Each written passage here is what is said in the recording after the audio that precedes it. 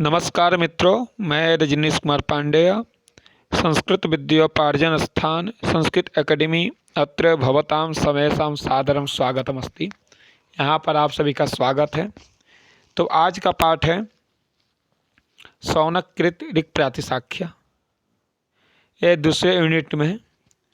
तो यह ऋक् प्रातिशाख्य ऋग्वेद से संबंधित है और सामान्यतः व्याकरण दो प्रकार के होते हैं, एक वैदिक व्याकरण, दूसरा लौकिक व्याकरण।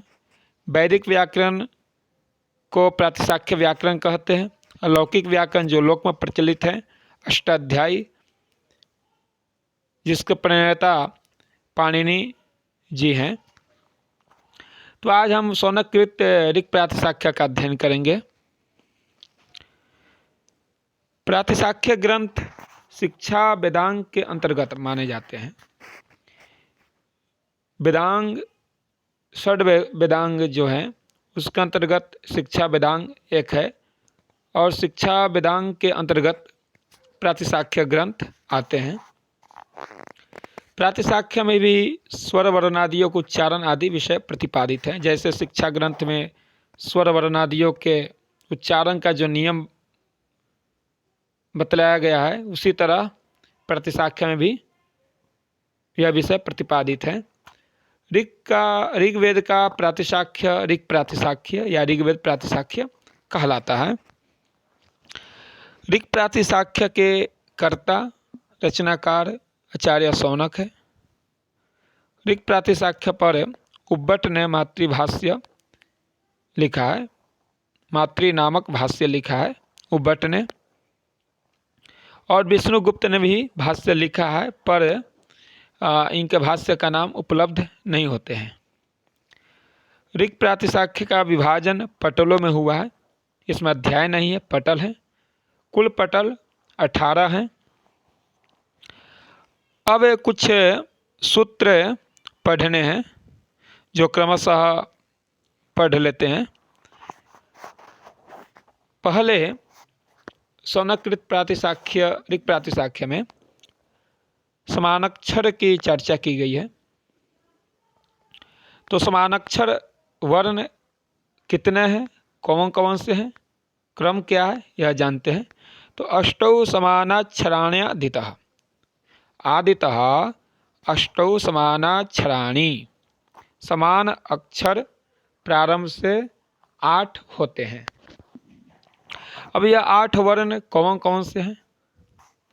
तो अ, आ, री री, ई, उ, ये वर्ण समानाक्षर कहे जाते हैं। ये 8 वर्ण जो है समानाक्षर है। उसके बाद दूसरा सूत्र जो है ततश्चत्वारि संध्यक्षराणि, ततः ततः, अब उसके बाद यानी समानाक्षर के बाद चत्वारि संध्यक्षराणि, यह 4 वर्ण जो हैं संध्यक्षर कहे जाते हैं। वह वर्ण कौन से हैं? तो ए, ओ, ऐ, औ, यह वर्ण संध्यक्षर कहे जाते हैं। अब संधि से बना हुआ अक्षर उसे संध्यक्षर कहते हैं। अब जो ए वर्ण है वह 2 वर्ण से मिलकर बना हुआ है। अ, ई से मिलकर ए बना हुआ है। अ, ए से मिलकर ऐ बना हुआ है। अ, उ से मिलकर ओ बना हुआ है और अ, ओ मिलकर औ बना हुआ है। तो यहाँ संध्यक्षर 4 वर्ण हुए, ए, ओ, ऐ, औ। अब उसके बाद अघोष वर्ण, अघोष विषय। अन्त्याः सप्त तेषाम् अघोषाः, तेषाम् अन्त्याः सप्त अघोषाः।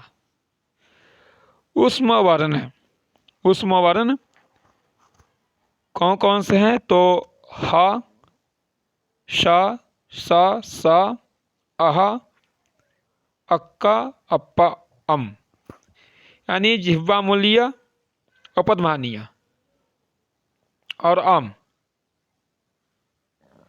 8 वर्ण जो है ऊष्म वर्ण है, पर ऊष्म वर्ण में भी जो अंतिम 7 वर्ण हैं वह अघोष कहलाते हैं। अंत्याहा, किसके अंत्याहा? तो ऊष्म वर्ण के अंतिम वाले वर्ण, तेषाम अघोषः, वह वर्ण अघोष कहलाते हैं। अब उन 8 जो ऊष्म वर्ण है उसमें 7 वर्ण जो है अघोष वर्ण है। तो 8 वर्णों में किसको छोड़ना है? तो ह को छोड़कर जो शेष 7 वर्ण हैं वह अघोष वर्ण होते हैं। जैसे श, स, अह, अक्क, अप्प, अम, ये 7 वर्ण अघोष वर्ण होते हैं, एक ह को छोड़कर। तो अंत्याः सप्ततेषाम् अघोषाः, 7 वर्ण अघोष वर्ण होते हैं। और आगे भी कहते हैं वर्गे वर्गे च प्रथमावघोषौ, वर्गे वर्गे च, सभी वर्गों के पहले तथा दूसरे वर्ण भी अघोष कहे जाते हैं। 5 वर्ग हैं, कवर्ग, चवर्ग, टवर्ग, तवर्ग, पवर्ग। 5 वर्णों के पहला वर्ण और दूसरा वर्ण यह अघोष कहे जाते हैं। प्रथमऊ, यहाँ द्वितीय विभक्ति है, प्रथमऊ। जैसे क, ख, च, छ, ट, ठ, त, थ, प और फ, ये अघोष वर्ण कहे जाते हैं। कुल मिलाकर 17 वर्ण अघोष कहे जाते हैं। 10 यह हुए सभी वर्गों के 2-2 वर्ण और 7 पहले जो ऊष्म वर्ण के 7 वर्ण है वह, तो 10, 7, 17 वर्ण कुल मिलाकर अघोष वर्ण कहे जाते हैं। उसके बाद स्वस्म और स्वर भक्ति के विषय तो कहते हैं युग्मौ स्वसमानौ, सभी वर्गों के द्वितीय और चतुर्थ वर्ण स्वस्म कहे जाते हैं। सभी वर्गों के द्वितीय वर्ण और चतुर्थ वर्ण यह स्वस्म कहे जाते हैं। तो 5 वर्ग है, 5 वर्ग के द्वितीय और चतुर्थ वर्ण यानी 10 वर्ण स्वस्म कहे जाते हैं। जैसे ख, ख, घ, छ, झ, ठ, ढ, थ, ध, फ और भ, ये 10 वर्ण जो है स्वस्म कहे जाते हैं। उसके बाद स्वर भक्ति ही पूर्वभाग क्षरांगम, स्वर भक्ति ही पूर्वभाग क्षरांगम। अब स्वर भक्ति के विषय कहते हैं। स्वर भक्ति किसे कहते हैं? तो स्वर के साथ रहने वाले र और ल पूर्व भाग में स्थित स्वर अक्षर के अंग होते हैं। यदि पूर्व भाग में यह प्रश्न होता है कि स्वर भक्ति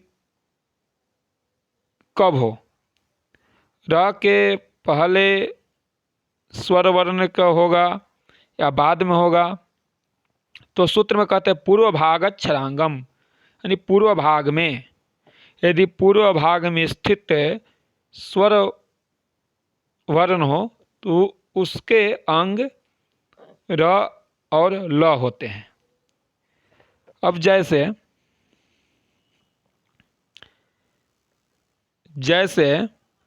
अदर्शी, अदर्शी में अ है, द है, फिर अ है, उसका र है, रेप।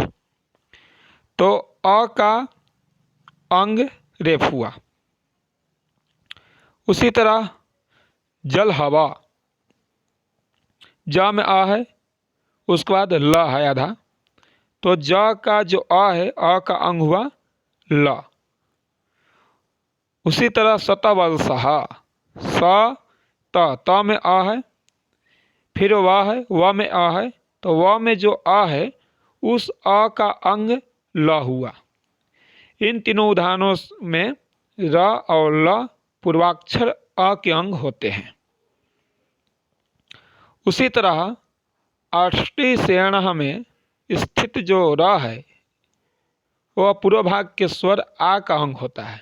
जो अष्टी सेण तो आ है, आ उसका रेफ है, तो रेफ किसका भाग होता है? आ का अंग होगा, तो यह स्वरभक्ति, इसे स्वरभक्ति कहते हैं।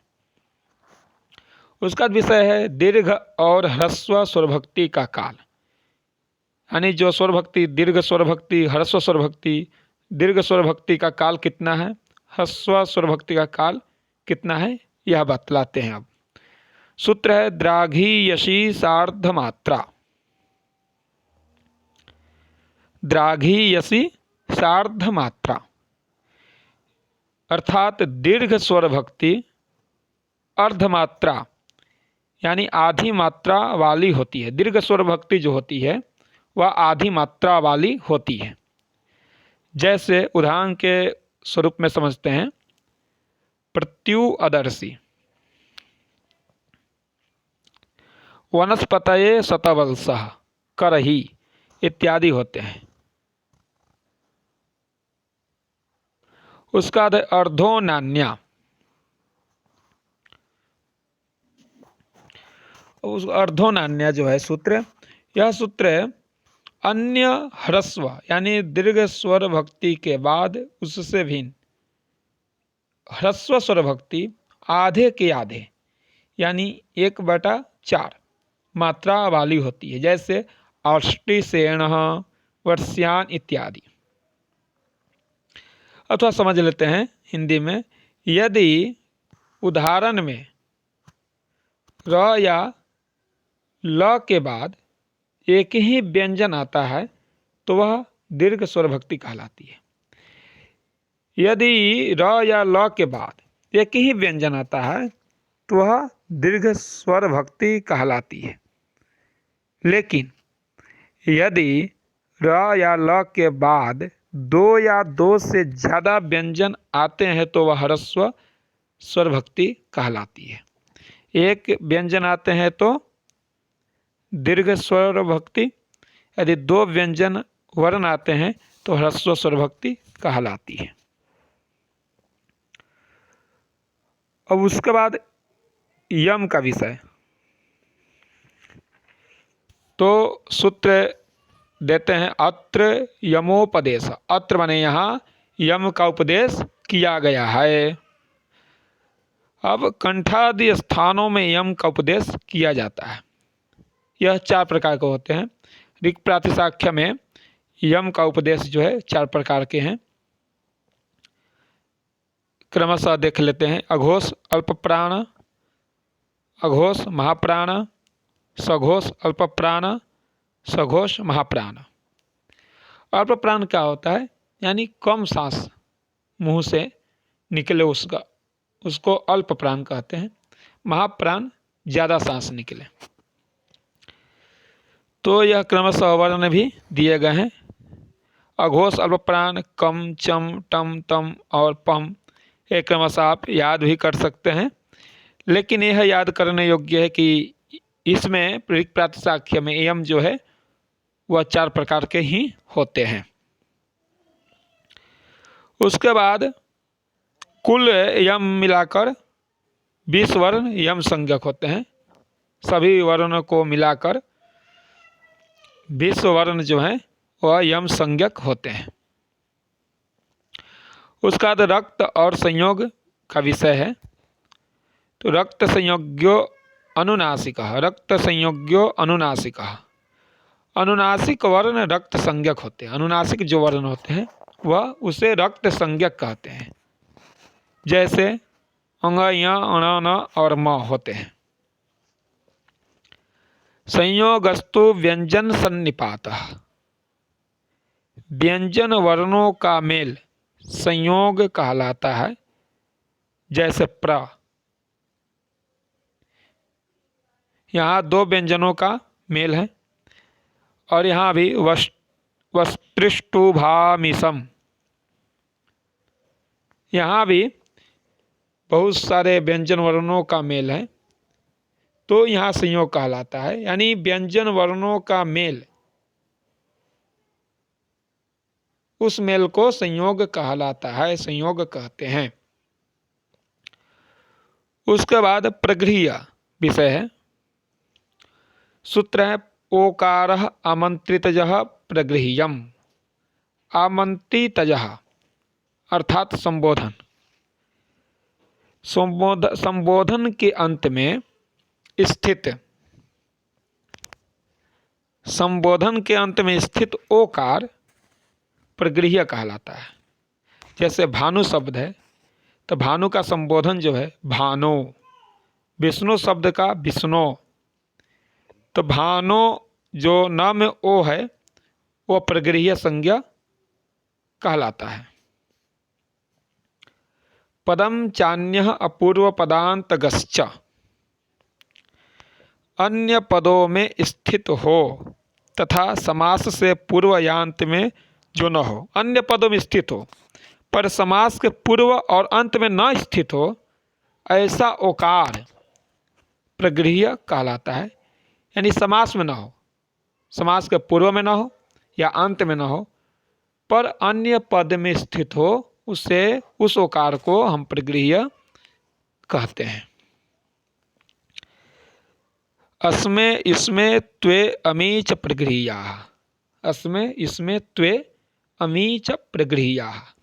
अस्मे इसमें त्वे और अमी, ये चारों भी प्रगृह्य संज्ञक होते हैं। अब उसके बाद रिफित विषय है। रिफित का सूत्र है उष्मा रेफी पंचमो नामी पूर्वः। नामी, उष्मा रेफी पंचमो नामी पूर्वः। नामी अ और आ से भिन्न स्वर, अ से और आ से भिन्न स्वर वर्ण के बाद आने वाले उष्म वर्ण ह, श, स, स, अह, अक्क, अप्प, अम में पांचवें विसर्ग को रिफित कहते हैं। यानी पांचवें जो वर्ण है उसमें देखें ह, श, स, ह, अह, अह जो वर्ण है ये पांचवें वर्ण है। इस पांचवें वर्ण जो विसर्ग को रिफित कहते हैं। जैसे अग्नि रश्मि जन्मना, तो अह जो विसर्ग है अग्नि अस्मि जन्मना, अग्नि वो विसर्ग का र हो गया है, तो जो विसर्ग है उसे रिफित कहते हैं। पूर्वी ही अहम शरदः, पूर्वीरहम शरदः, पूर्वी ही जो विसर्ग है यह रिफित है। यानी अ और आ से भिन्न स्वर वर्ण के बाद यदि उष्म वर्ण के पांचवें जो वर्ण है अह यह हो, तो वह विसर्ग को रिफित कहते हैं। जैसे अग्नि, अग्नि में ई है विसर्ग के पहले, इसीलिए जो विसर्ग हुआ वह रिफित हो गया। लेकिन अ और आ से भिन्न होना चाहिए, अ आ नहीं होना चाहिए, अन्य स्वर वर्ण हो सकते हैं। दूसरा सूत्र है महो पोवर्जमितरो यथोक्तम, महो अपोवर्जमितरो यथोक्तम। महः और अपह से भिन्न अ अथवा आ के बाद आने वाले विसर्ग की रिफित संज्ञा होती है। अब देखिए, इससे पहले सूत्र में अ और आ का निषिद्ध किया था, पर इस सूत्र में कहते हैं कि नहीं, महः और अपः से भिन्न, यानी महः और अपः नहीं होना चाहिए, और इससे भिन्न यदि हो अथवा अ आ के बाद आने वाले विसर्ग की रिफित संज्ञा होती है। इसमें अ आ को ले लेते हैं, इसके पहले सूत्र में नहीं लेते हैं। तो यहाँ कहते हैं महः नहीं होना चाहिए और अपः, ये दो पद नहीं होना चाहिए, इनसे भिन्न पद होना हो सकते हैं तो चलेगा। और अथवा अ आ के बाद आने वाले, अ के बाद विसर्ग हो या आ के बाद विसर्ग हो तो उस विसर्ग को रिफित संज्ञा कहते हैं या रिफित संज्ञा होती है। अंतिम सूत्र है अंतोदात्तमन्तः। अंतोदात्तमन्तः, अंतः पद यदि अंतोदात हो तो वह भी रिपीट कहलाता है। यदि अंतः पद अंतिम पद अंतोदात हो तो वह अंतोदात रिफित कहलाता है। तो दूसरे यूनिट में जो निर्धारित जितने भी सूत्र हैं वो सभी सूत्रों को क्रमशः हम देख लिए। तो यहाँ तक ऋक् प्रातिशाख्य संबंधित सूत्रों का अध्ययन हुआ। अस्तु, धन्यवादाः। जय सोमनाथ।